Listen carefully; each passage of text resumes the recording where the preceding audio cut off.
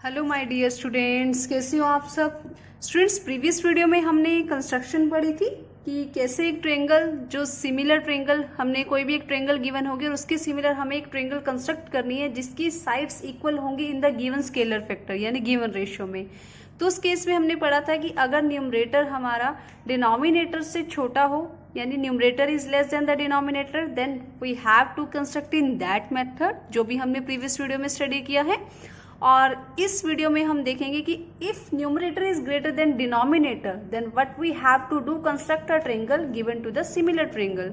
ठीक है, तो similar to the given triangle, तो गिवन ट्रायंगल के अकॉर्डिंग हमें किस तरह से कंस्ट्रक्ट करना है। ठीक है, तो हम यहाँ पर अब केस ले रहे हैं 5/3 यानी हमें एक ट्रायंगल कंस्ट्रक्ट करनी है जिसकी जो हमें रेशो गिवन है that is 5/3। In this case the numerator is greater then the denominator.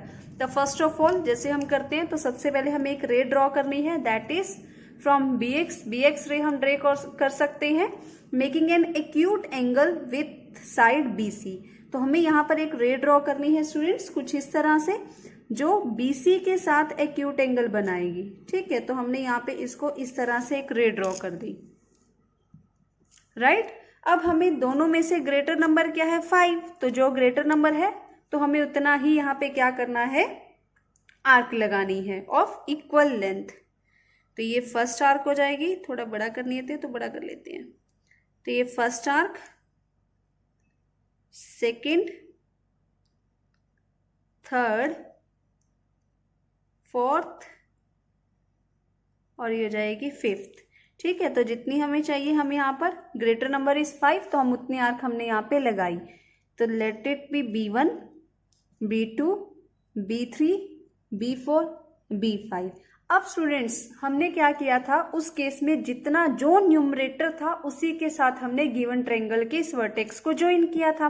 अब यहाँ पर हमारे पास डिनोमिनेटर को, यहाँ पर हमारे पास डिनोमिनेटर 3 है तो हम 3 को ही ज्वाइन करेंगे। जो हमारे पास डिनोमिनेटर होगा उसी को ही हम गिवन ट्रायंगल के साथ ज्वाइन करेंगे। तो इस तरह से हमने यहाँ पे क्या किया, B3 को C से ज्वाइन किया। 3 को क्यों किया, क्योंकि डिनोमिनेटर हमारे पास 3 है। राइट, अगर हमें ये इस तरह से ये बना था 3/5 तो हमारे पास डिनोमिनेटर क्या था 5, तो हम 5 को ज्वाइन करते। और मैंने आपको एक और बात बताई थी कि अगर न्यूमरेटर बड़ा होगा तो ट्रायंगल बाहर की तरफ बनेगी, अगर न्यूमरेटर छोटा होगा तो ट्रायंगल अंदर की तरफ बनेगी। अब ये देखो बड़ा है ना, तो ये बाहर की तरफ बनेगी अब ट्रायंगल। राइट, अब हमें क्या करना है, यहाँ पर एक इस तरह से एंगल बनाना है। पहले यहाँ पे बनाना है, फिर दूसरा पॉइंट क्या 5, तो हमें B5 पे बनाना है।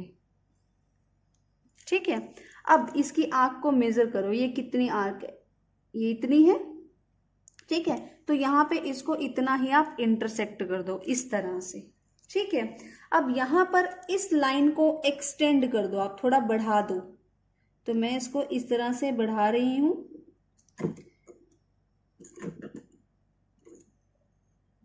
राइट, इस तरह से हमने इसे बढ़ा दिया। अब यहाँ पर जो इंटरसेक्टिंग लाइन है इस पॉइंट से होते हुए B5 को हमें क्या करना है, मिलाना है यहाँ पे इस तरह से। ठीक है, और ये जो लाइन होगी ये किसके पैरेलल है, ये B3C के हमने एक लाइन पैरेलल ड्रॉ की है जो BC एक्सटेंडेड लाइन को C' पे इंटरसेक्ट कर रही है। ठीक है, अब हमें यहाँ पर सेम चीज इसी तरह से करना है, यहाँ पे एक एंगल बनाना है जितनी आर्क का, और सेम लेंथ आपने आर्क की जो ये कंपास है इसकी लेंथ को छेड़ना नहीं है, चेंज नहीं करना, इस तरह से बनाना है। अब इसको यहाँ पर क्या करो, आप मेजर कर लो ये कितना है, तो ये इतनी है लेंथ, तो इतना ही आपको यहाँ पे इंटरसेक्ट करना है। अब आपको AC के पैरेलल लाइन ड्रॉ करनी है थ्रू पॉइंट C'। ठीक है, तो हम यहाँ पर क्या करेंगे, इसको इस तरह से C' के पॉइंट से पैरेलल कंस्ट्रक्ट करेंगे दैट इज लाइक दिस। ठीक है, और ये यहाँ पर इधर से हम क्या करेंगे, अब A को भी एक्सटेंड कर देंगे। तो ये कुछ इस तरह से होगी। ठीक है, इसका नाम यहाँ पे हम देंगे A'। तो A'BC' is a required triangle. तो हमने इसको इस तरह से यहाँ पे इस ट्रायंगल को ड्रॉ किया है। राइट, अब हम इसके लिखेंगे स्टेप ऑफ कंस्ट्रक्शंस। तो कंस्ट्रक्शंस के स्टेप की बात करें स्टूडेंट्स, तो सबसे पहले हमने यहाँ पे क्या किया है, एक रे ड्रॉ की है। तो हम यहाँ पे लिखेंगे draw any ray B X making an acute angle with BC, जो BC के साथ एक्यूट एंगल बनाएगी, राइट। फिर हमें क्या करना है, लोकेट 5 पॉइंट्स लोकेट करने हैं हमें, B1, B2, B3, B4, B5 such that B1 is equal to B1, B2 is equal to B2, B3 is equal to B3, B4 is equal to B4, B5, यही करना था हमें। Then हमने यहाँ पे क्या किया, ज्वाइन किया B3 को C के साथ, B3 को हमने C के साथ ज्वाइन कर लिया, राइट।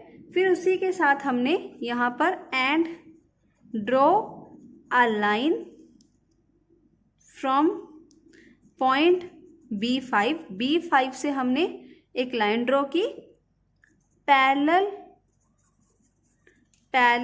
टू B3C, जो B3C के पैरेलल थी, इंटरसेक्ट जो इंटरसेक्ट कर रही थी एक्सटेंडेड BC को एट C डैश पे, ठीक है, C डैश पे उसने इसको इंटरसेक्ट किया, राइट।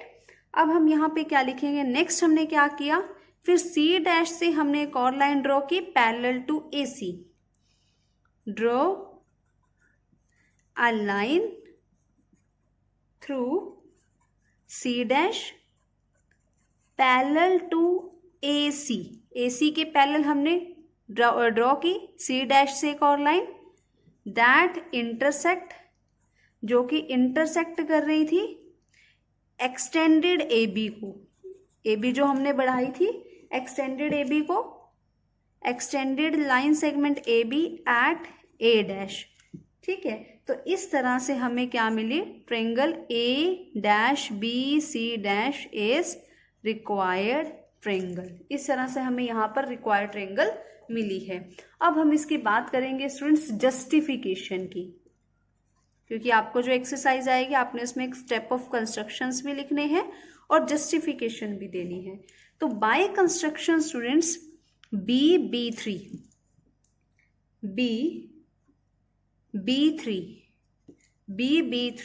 बाय में B3 B5 is equal to BC by में C डैश, B3 बाय में B3 B5 is equal to BC by में C डैश, विच इज 3/2। अब हम इसका यहाँ पे क्या करेंगे, रेसिप्रोकल, तो ये हो जाएगा C डैश बाय में BC इज इक्वल टू 2/3।